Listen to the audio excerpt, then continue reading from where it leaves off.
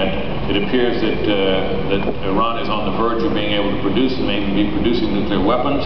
Iran has suspended its cooperation with the UN nuclear agency and asked the inspectors to leave the country. Cross-border incidents in Iraq involving elements of the Revolutionary Guards have continued to increase and are a continuing problem for U.S. forces there and for the Iraqis as well. The UN Security Council has imposed some economic sanctions on Iran, but has refused to authorize the use of force against that country.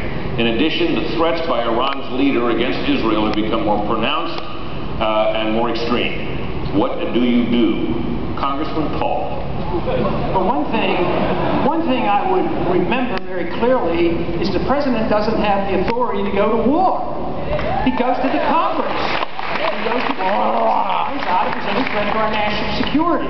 And thinking back to the 1960s when I was in the Air Force for 5 years, and there was a Cold War going on, and the Soviets had 40,000, and we stood them down, and we didn't have to have a nuclear confrontation. I would say that we should go very cautiously. We should back off. We should be talking to Iran right now. We shouldn't be looking for the opportunity to attack them.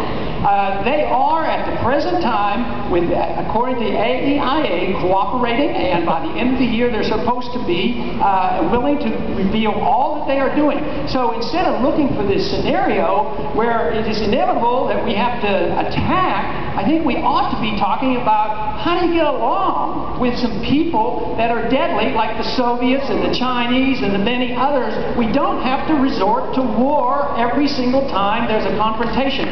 They are not a threat to Israel. Israel has 200 or 300 nuclear missiles, and they can take care of themselves. So you shouldn't assume that we have to jump in and go to war, and we certainly shouldn't do it without the consent of the Congress.